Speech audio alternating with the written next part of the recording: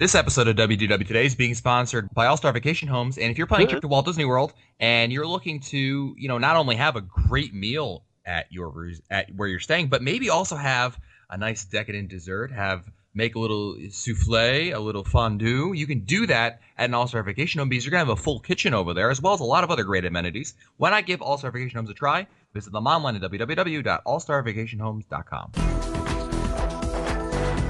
This is Walt Disney World Today. Give us 5 minutes and we'll give you the world. It's Friday, January 9th, 2009, and this is episode 511 of WDW Today. I'm Matt Hodgman from StudioCentral.com. Joining on today's show is Mike Sopa, a senior feature writer and blogger for AllEars.net. Welcome, Mike. She's up on the cliff. Let's go. She's up on the cliff. Let's go. She's up on the cliff. Let's go. Oh, dinosaur? No. Indiana Jones? No. No, wrong. Totally the wrong park. Right. Totally the wrong park. I give up. Snow White's Adventures. Oh, don't they say "Let's go, men"? No. No, I could. Well, anyway. Oh, that's right. Talking about the Queen. Yeah. I haven't been on that since I went with Ben in 2006. All right. Also joining us on today's show is Len Testa, co-author of the Unofficial Guide to Walt Disney World. Len. How's it going, Matt? Outstanding. So I've developed a carpal tunnel syndrome from playing Animal Crossing on the Wii with my daughter. Well, at least if you're going to go out, Len, it might as well be go out to blaze of glory, right? Yeah, exactly. Also joining us is Mike Newell of Mouse World Radio. Welcome, Mike. What's going on, Matt? Not much. And joining us again is Pam Brandon, author of many Disney cookbooks, including Delicious Disney and the new Delicious Disney Desserts book. Welcome back, Pam. Hey, guys. On today's show, we brought Pam on to talk about wine at Walt Disney World because, many of us are very easy going into Walt Disney World, and whether it be it at a kiosk at one of the parks or when we're sitting down for one of our dining reservations to ask for a beer. But you know what? Wine is a little more elegant and something that we might not be as familiar with. We brought Pam on to talk about wine at Walt Disney World because Disney does a really good job of bringing many different varieties of wine to the park.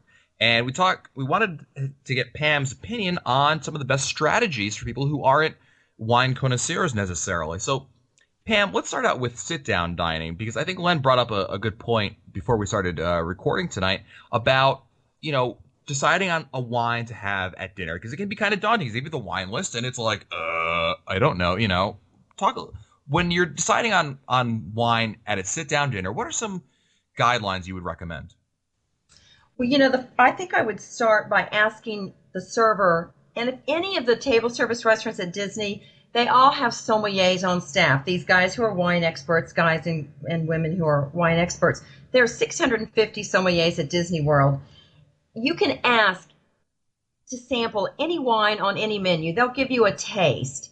And generally at Disney World, across the Walt Disney World property, there is a core list of about 250 wines that you kind of find everywhere. The Chardonnays and Merlots and Sauvignon Blancs. But if you really want to try something a little bit different, fairly new at Spoodles and Le Cellier and now at Boma, you can get a half bottle of wine. They put that in a carafe. So if you sort of just want to try something and you're not sure you want a whole bottle, or maybe you just don't want a whole bottle to begin with, that's 3 restaurants now that are doing half bottle carafes. Interesting.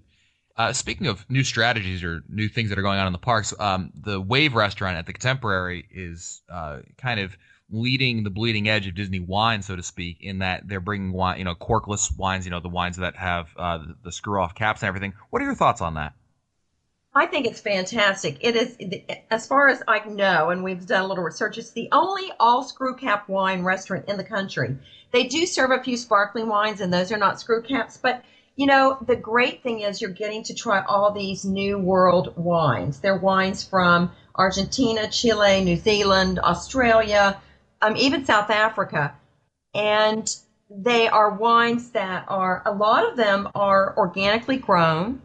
You also, at the Wave, can do 3-ounce sampling. So you can do 3-ounce, and you can do all Sauvignon Blancs or all Merlots. You can mix and match. So you can go and try something that you won't have certainly in any other Walt Disney World restaurant. And they're pretty great wines. I think especially some of the New Zealand wines, Australian Syrahs. There are a lot of interesting tastes, and you can sample. Of course, if you want a bottle, you can go for that. But I love the 3-ounce samplings. Is it just one 3-ounce sample? Is it the same labels for all 3 samples every time, or does it change like on a nightly basis? No, or can you just pick 3? You can mix and match. I think when they first started, you had to choose 3 Pinot Noirs or 3 Sauvignon Blancs, but now you can mix and match. So it's very cute. They bring this little tray and with the 3 little glasses. And all their wine glasses there are stemless, by the way, which is really fun too. And so you can try 3. If you want to do a crisp white and maybe a Pinot Noir and maybe a Sauvignon Blanc, you can mix them all up, and it's fun with a meal too, just to have a sample. Absolutely. One of the things I like to do, Pam, when I'm in Epcot, because I think a lot of people associate wine with Epcot because obviously in World Showcase there's so many variety of wines available. And I love going into countries like France where they have the wine area in the pavilion over there, and they'll have an opportunity to try wines. You get about, I think maybe no more than about 4 ounces of wine or so. Are these good ideas, or are these like the low end wines? Or talk a little bit about your experience with those. I think they're pretty terrific. I think the wines France is serving, and they're all, of course, French wines. And, you sort of we all educate ourselves by just being able to go to Epcot and walk around. I mean, you can start with the plum wine in, China or Japan, or and then they have champagne at France. They have some great red and white wines they pour in the shop. So you can really sort of drink your way around the world. What? At Epcot. That's possible? I've never heard of such a thing. What a concept! Wow. Let's try that. But, I think it's a terrific idea, and I do think there's something about educating oneself about wines from around the world. They also now have, by the way, at UK in Rose and Crown, you can do a whiskey flight or a beer flight. I mean, beers have become a pretty big thing too these days. Yeah, we knew about the beer flights. That's what, like 5-ounce samples, something like that? I think so. I haven't been there in a while, but I think that's it. And whiskey too. That's interesting. That's like a stagger around the world at that point. Yeah, stay for fireworks. Is there a particular country in Epcot that does wine very very well, or that you would probably avoid?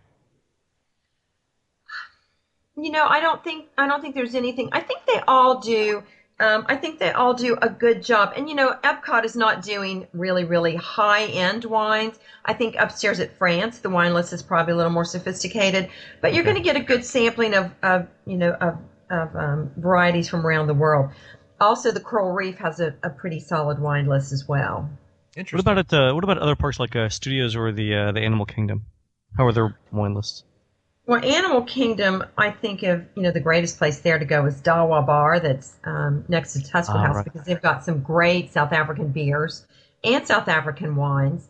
That's probably, in that park where I would say, hey, if you want to go just have a drink. And, it's great just to go have a glass of wine and sit and, watch the crowds, and that's a great park for that. The Studios, I think the Brown Derby is terrific, but I also love that little bar, Primetime Lounge, where you can get a great cocktail, but you can also go, in the middle of the day, it's kind of dark and cool in there, and sit at the bar and have a Chardonnay. And those are probably my picks at the Studios. Of course, Magic Kingdom, there is no alcohol, so we don't have to talk about that one. Right, exactly. And at the resorts, are there any resorts that you think stand out in terms of wine selections? Well, I do think, of course, Jiko at Animal Kingdom Lodge it has the largest South African wine list in the U.S., and they have some terrific wines. And, if you're a little intimidated about South African wines, the servers there are so educated about South African wines and wine regions. And if you say, well, I like a California Chardonnay, they can find you a South African wine that is comparable. So, you don't have to go out on a limb and try something you won't like, and they are so happy to let you have a taste of those wines. What's the bar above Jiko at Victoria Falls. Victoria Falls? That's a fabulous bar. We've spent quality time there before. Oh yeah, that's a great. Yeah, that's right. It was all fun. Do they have the same wine selection there? Yeah, we spent a week there one day. It was A week there one day. yes, you know what I mean. It was a long time. We spent a long time there one night. Do they have the same wine selection there? They have a terrific wine list there as well. And it's, all South African, which is, once again, educating yourself when you're on vacation. South African wines are becoming a little more familiar in this country. But, it's a great way to try something that you've never tried before. I also, Artist Point at Wilderness Lodge, Right. they do all Pacific Northwest wines. So Right. it's great to go. They've got a lot of boutique wines that you are not going to find. Some, I think, that they buy the entire lot. So you can try wines at Artist Point that you will not find anywhere else in the U.S. Wow. So we actually went to Artist Point when back in May, was it? Yeah, about that. And we were all interested in trying the wine, but I think the pitch you just gave for the wines was way better than the pitch that we got from our server that evening, who was really just it just didn't come out nearly as well. Had we heard that, we probably would have tried something. That's interesting. Yeah, they have a terrific wine list there, and they've done a really nice job with that. And those are probably my two. Artist Point, if you want to try some boutique wines. Gico, if you want to try South African wines. The Wave has got these great New World wines that I know that the food and beverage team went to New Zealand. Another hardship assignment. Yeah, but they had wines bottled specifically for the Wave. So I mean, Disney's got that buying power, so you can go to Disney World and really try some interesting wines that you may not see anywhere else in the country. Absolutely. What about if someone wants to try a wine at Disney World? Is there a particular brand or a winery that you would tend to recommend as putting out some decent products that are available on at a few restaurants at Disney World? Yeah, like, is there a basic red or a basic white that you would just say, look, if you don't know what to do, start off here? I don't know that because I never go that route. So I've never thought about that. But what I always do, if look at the wine list. If there's something you recognize as being great, go for it by all means. But if not, ask the server. I mean, the servers at Disney World. I mean, they have a sommelier training program at Disney World, certified through the Master Court of Sommeliers, and these guys are pretty trained. And I think you can ask. I'd be disappointed to hear that they weren't helpful, but that I'm sure that happens too. But just say, hey, I'd love to try something new or something different. And there's so many different price points that I think once again so I've never really sort of said, oh, what's the basic? Right. Always looking for the fun or the something completely different. So these definitely are not college program kids that they stuck over here. And here you go, kid. Recommend some wine. Well, let's hope not. And if you ever get one, I certainly would ask, and I never hesitate to say, hey, is there a sommelier in the restaurant right now?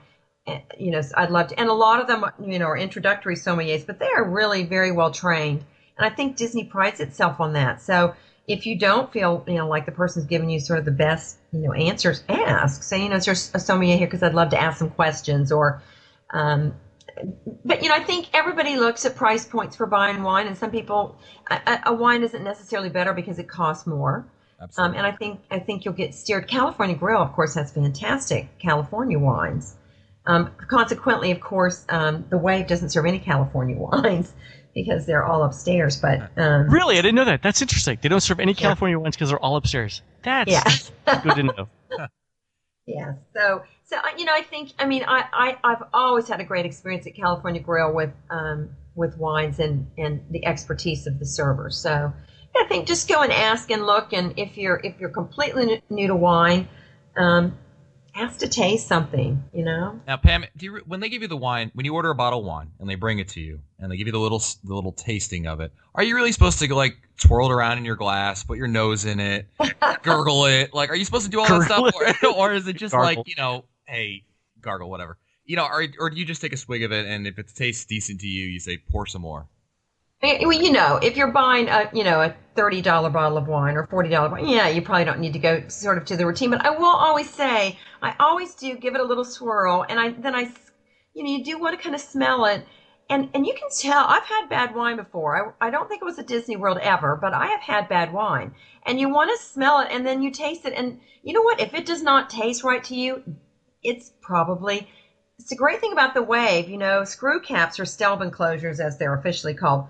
the spoilage of wine with a cork, it happens. About 9% of wines that are corked spoil, which is, that's a pretty high number. Yeah. So if, I think a little swirl and a little sniff, it's nothing wrong with that, and then but the taste, it's all there. And if it doesn't taste right, say no. And that's okay. Yeah, you shouldn't feel bad about sending it back, saying, no, I don't want this one. Absolutely not. And I've had servers say before, yeah, that wine doesn't, and it doesn't smell exactly right or taste exactly right. Everybody's knows you can tell if something's just not getting it. And once again, the Wave, all those nice fresh wines that are bottled with screw caps it's just never a problem. Great. So if you take a swig of it and you say, boy, it stinks and I don't like it, you can send it right back. Absolutely. Awesome. Never hesitate. I don't care where you are, Disney World or anywhere else. Any other general guidelines with regards to wine at Walt Disney World that you would recommend to some of our listeners? Perhaps things that pertain to wine at a theme park that you wouldn't necessarily find, if you were at your local restaurant having a bottle of wine? Oh, gosh, let me think about that. I generally speaking, I think Disney's done a great job of sort of being a generalist. So you can find good wines. You can find outstanding wines. If you are, uneducated, don't hesitate to ask. Absolutely. Well, Pam, it's always a pleasure to have you on here, and we thank you for putting up with our annoying questions. Thank you. It was great fun. Absolutely. And of course, Pam is the author of many Disney cookbooks, so be sure to check those out on your next trip to Walt Disney World or Disneyland or even the Disney Cruise Line. And don't forget that this episode of WDW Today has been sponsored by All-Star Vacation Homes. So if you're planning your next trip to Walt Disney World and want to have a little more space, want to have that full-size kitchen so you can go buy a few bottles of wine, bring them down with you to your trip, and have them ready at your vacation home in your full-size kitchen. So that when you get back from the parks, you had a long day, and you can say, boy, Mike Newell, this bottle of wine is going to feel mighty good going down. You can have that waiting for you. So visit them online at www.allstarvacationhomes.com. If you want to find our older episodes, read our show notes, or send us your comments, visit the WDWJ website at www.wdwj.com. For Lancaster, Mike Newell, and Pam Brandon, I'm Matt Hotchberg. We'll see you on the next show. Stupid Judy, stupid energy. This has been a production of Mouse World Radio.